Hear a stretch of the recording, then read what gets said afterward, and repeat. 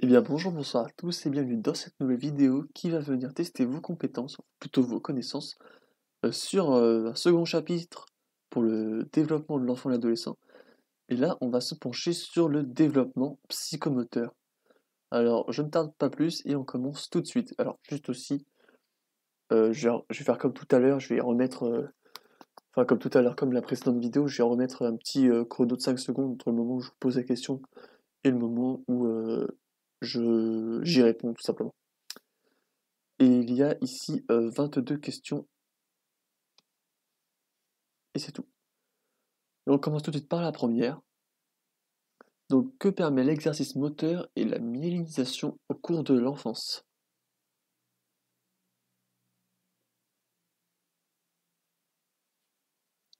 Alors, l'exercice moteur et la myélinisation permettent de se perfectionner dans la coordination motrice. Cela s'observe par des actions plus rapides et précises. Hop. La puberté peut-elle venir impacter les coordinations motrices?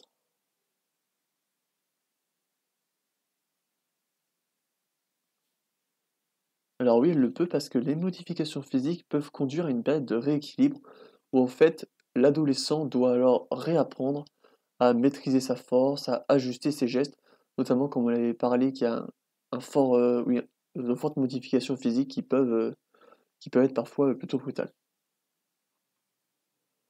D'ailleurs, j'ai fait une petite faute, j'ai mis l'adolescent sur de l'adolescent.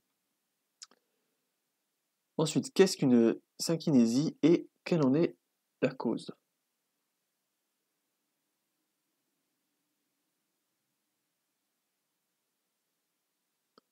Alors, il s'agit d'un mouvement parasite, de mouvements parasites involontaires qui font suite à un mouvement volontaire. Donc, on peut citer l'exemple de deux doigts qui se lèveraient au lieu d'un seul. Donc, en fait, tu veux lever uniquement l'index et en même temps, il y a le majeur qui vient, par exemple. Et elles sont tout simplement liées à l'immaturité du système nerveux. Quel autre progrès s'est observé en même temps que le développement des coordinations motrices? Donc là, je parle au niveau de l'âge des synkinésies, donc c'est autour de 7 à 10 ans. Donc de 7 à 10 ans, on peut aussi observer des progrès dans la coordination bimanuelle, ainsi que dans le dessin. Il y a aussi la latérisation qui se fait de plus en plus présente. Et d'ailleurs, c'est nos trois principaux thèmes suivants. Et là, on va parler des praxis de la coordination bimanuelle. Et du coup, la première question, c'est qu'est-ce qu'une praxis?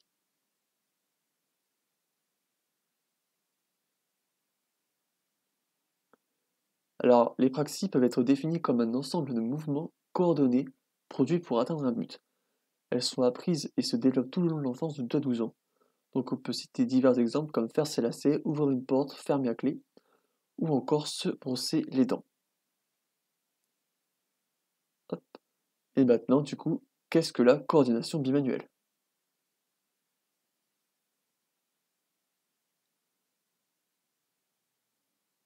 Alors, la coordination bimanuelle peut être définie comme la capacité à utiliser ses deux mains de manière différente, asymétrique et coordonnée, donc dans un ordre précis et plus ou moins planifié. Donc pour ça, il y a des exemples plutôt simples à retenir, c'est tout simplement les instruments de musique comme le piano ou encore la guitare, où en fait nous avons les deux mains qui ne font pas qui ne font pas les mêmes gestes, qui sont asymétriques donc et qui sont coordonnés pour être dans le rythme, enfin pour bien utiliser l'instrument. Et du coup, cette coordination bimanuelle apparaît souvent autour de 6 ans, mais elle n'est pas encore très efficace à cet âge-là. Donc, quel test utilisé par Fagard permet de mesurer la coordination bimanuelle chez les enfants? Et donc de se rendre compte qu'il y a une certaine immaturité dans cette coordination. Après, c'est normal à 6 ans. Alors du coup, le test qu'on peut faire, c'est le test du télécran. En fait, le but est de tracer des traits en utilisant 2 leviers.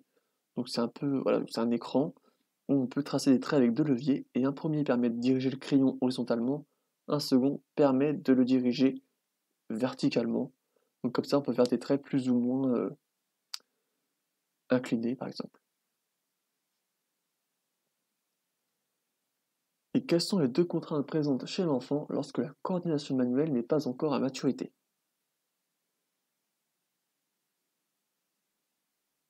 et qu'on peut du coup aussi observer pour le télécran.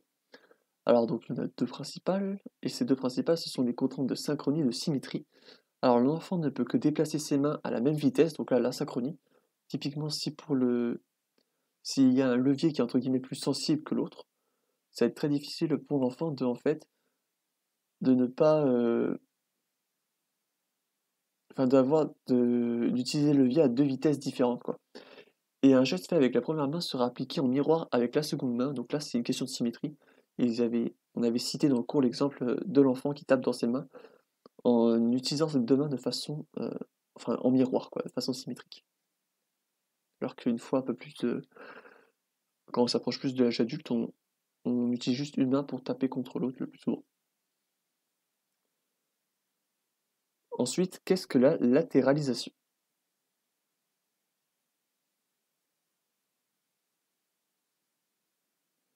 Alors la latéralisation, c'est en fait tout simplement une dominance d'un côté du corps par rapport à l'autre, qui s'applique aux éléments du corps qui sont symétriques. Donc typiquement, nous, on peut avoir les mains, nous avons les pieds, mais ça s'applique aussi aux organes, donc notamment, euh, même aux reins, ça peut s'appliquer aux reins. Mais j'avais l'idée des yeux aussi, mais les yeux, est-ce que l'œil est un organe? En tout cas, ça s'applique aussi aux yeux. Alors maintenant, citez un questionnaire permettant de mesurer la dominance d'une main par rapport à l'autre.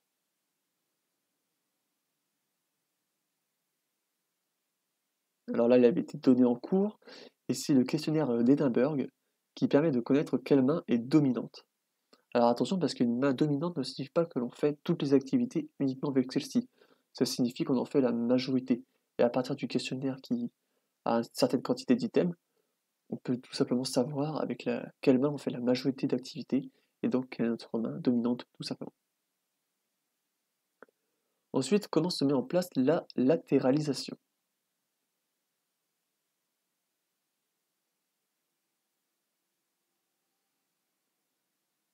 Alors la mise en place apparaît à 3 ans avant de se stabiliser ultérieurement. Et certains indices sont visibles durant la vie prénatale de l'individu. Donc là, il y avait l'exemple du fœtus, on peut regarder quelle main il utilise le plus pour la succion. Et pendant ses premières années, donc notamment quand c'est un bébé, avec quelle main il attrape avec quelle main il attrape le plus souvent des objets. Mais en fait, ce qu'il ne faut pas oublier, c'est que ça peut fluctuer. Et donc c'est pas parce qu'un bébé utilise un maximum sa main droite pour attraper les objets qu'il va pas devenir gaucher, quoi. Donc ensuite, est-ce commun d'avoir une dominance pour un même côté forte? Donc une dominance forte, tout simplement lorsqu'on a une préférence toujours du même côté, quel que soit le membre, quel que soit l'organe. Est-ce que par exemple, est-ce que c'est commun d'être tout le temps droitier pour quel que soit le membre, quelle que soit la partie du corps concernée? Et puis en fait, c'est rare d'être dominant du même côté pour tous nos membres et organes symétriques. Donc par exemple, déjà, il est plutôt rare d'être droitier de la main, droitier de l'œil et droitier du pied. Donc il serait plus commun d'être, enfin, c'est plus commun d'être gaucher d'un des trois et droitier des deux autres.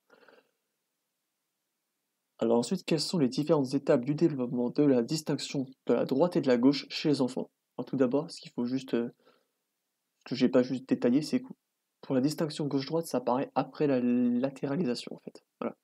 Ça, j'ai juste oublié de le préciser. Alors donc vers 5-6 ans, les enfants apprennent à situer la gauche et la droite sur eux-mêmes et par rapport à leur environnement. Donc par exemple, être capable de dire que mon cahier est à ma droite, ma commode est à ma gauche, etc. Donc vers 7-8 ans, l'enfant est capable de donner la gauche et la droite d'une personne. Donc là, ça montre bien la capacité à se projeter sur l'autre, donc avec la théorie de l'esprit notamment. Et vers 10 ans, l'enfant va réussir à donner la position relative de plusieurs objets dans un environnement. Donc typiquement, ma trousse est à droite de mon ordinateur, mon sac est à gauche de, de mon ordinateur, etc., etc. Donc maintenant, on passe au dessin. Donc là, c'est la plus grande partie, sur laquelle on s'est le plus étalé lors du deuxième cours magistral. Et quand se passe l'apparition et l'extinction du dessin chez l'enfant? Enfin, Quand je dis l'extinction, c'est un peu brutal, j'ai l'impression que je parle de dinosaures, mais pas vraiment. Et du coup, le dessin émerge au cours de la deuxième année et disparaît la plupart du temps à la puberté, étant remplacé par le langage verbal. Alors, c'est la plupart du temps au sens où ça se peut bien évidemment qu'on continue à dessiner bien après la puberté. Donc d'après Luquier en 1927, sur quoi se base un enfant pour faire un dessin?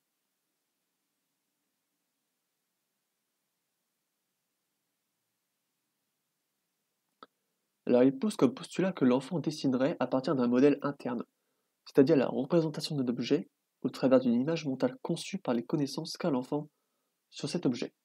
Donc, ouais. Donc, autrement dit, il ne pourrait pas dessiner un objet s'il n'a pas de connaissance, euh, s'il n'a pas de connaissance ou s'il n'est pas capable d'avoir une image mentale. Alors selon Baldi en 2005, quelle est la principale différence entre le barbouillage et le gribouillage? Alors on rentre dans les termes un peu techniques. Et donc, la principale différence... Oh, je me suis trompé. Ouais, je me suis trompé, pardon. Alors le gribouillage correspond à l'action où l'enfant laisse des traces sur un support adapté, comme une feuille de papier, alors que le barbouillage consiste à reproduire des traces quelconques sur un support qui n'est pas forcément adapté, donc notamment laisser des traces, des empreintes ou laisser des traces de ketchup sur la table. Donc ça constitue le barbouillage. Le gribouillage, c'est vraiment lorsqu'on utilise la feuille de papier, le crayon ou la pastel, et que voilà, c'est vraiment adapté, c'est fait pour ça. Donc d'après Bullinger en 2005, du coup vous avez eu le temps de voir peut-être la question avec mon erreur, de quoi a besoin un enfant pour s'améliorer au dessin? Donc c'est des capacités en fait, qui lui sont nécessaires pour devenir bon au dessin. Alors l'enfant doit apprendre trois principaux éléments, donc il doit apprendre à maîtriser ses gestes, donc ça passe par la maturation euh, la psychomotrice, avec la biélisation notamment, la loi proximo-distale, etc. Contrôler l'espace restreint du support, donc oui, il doit prendre conscience qu'il est limité dans l'espace et donc prendre en compte ceci pour ne pas risquer de déborder et donc ne pas pouvoir faire un dessin complet. Et aussi la maîtrise des gestes, ça passe aussi voilà, par petit à petit avec l'âge, on commence de mieux en mieux à maîtriser le poignet, enfin maîtriser le poignet pour faire des gestes de plus en plus petits.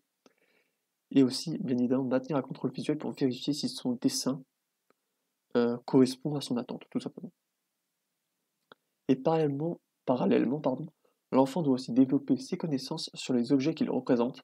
Donc là, on revient un peu avec Luquet, afin d'augmenter le réalisme et la précision de ses dessins. Donc il a besoin de connaître les objets pour pouvoir mieux se les représenter et mieux euh, les dessiner par la suite.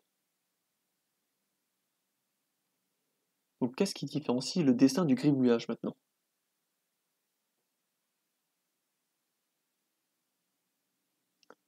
Alors, dans un dessin, contrairement au gribouillage, l'enfant a l'intention d'obtenir une représentation d'un objet. Donc au gribouillage, ça peut juste être tu traces des traits et puis le but c'est pas que ça ressemble à quelque chose. Donc le dessin, il y a vraiment l'idée de représenter un objet. Donc il cherche donc à faire un dessin qui est figuratif, qui représente quelque chose. Typiquement, tu décides pas juste des traits, t'as envie de représenter une chaise, et réaliste, donc qui ressemble vraiment à l'objet réel. Donc c'est ce qui différencie le dessin du gribouillage. Donc citer les quatre phases de réalisme décrites par Lucky en 1907 à partir des 1600 et quelques dessins de sa fille.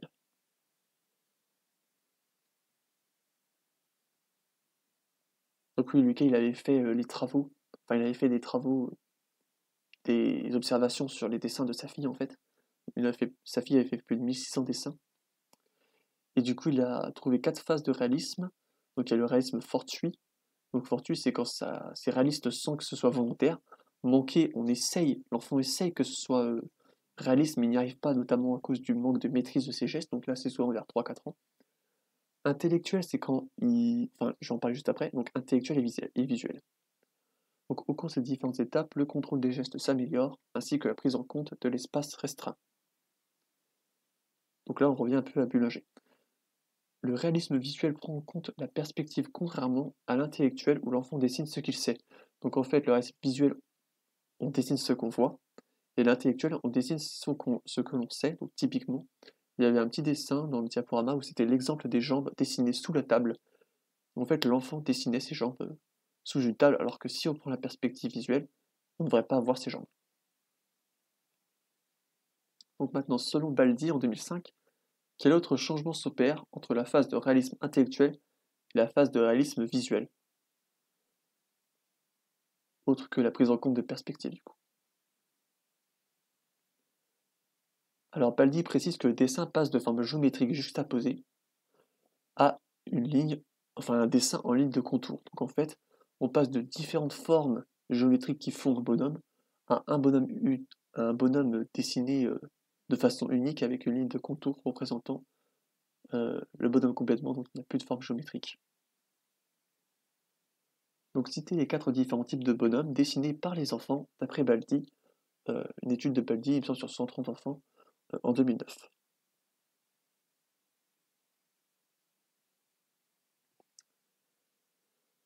Alors du coup, il y a le bonhomme tétard, le bonhomme pseudo-tétard, le bonhomme conventionnel et le bonhomme contour. Alors en fait, les différents bonhommes montrent l'évolution des capacités inhibitrices de l'enfant ainsi que la planification.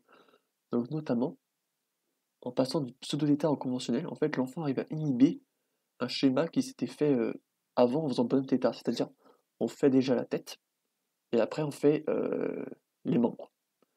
Avec le pseudo-tétard, on voit qu'il essaye de changer mais qu'il n'arrive pas encore à inhiber le plan. Donc le plan c'était déjà de faire la grosse tête. Donc il fait malgré tout la grosse tête et après il se rend compte que en fait il faut pas faire comme ça, il faut faire autrement. Donc après il essaye de faire un tout petit corps quoi. Et conventionnel c'est qu'on a bien inhibé cette première méthode en ayant une planification disons locale où il se concentre sur déjà je fais la tête, ensuite je fais le corps, ensuite je fais les bras, ensuite je fais les jambes. Et pour finir, le contour, c'est quand il y a une planification globale, donc on arrive à planifier qu'est-ce qu'on va faire sur l'ensemble du dessin. Donc oui, le bonhomme contour, c'est celui qui est le plus réaliste, en fait, le réalisme visuel. Et donc pour finir, quelle sphère développementale permet de vérifier le dessin?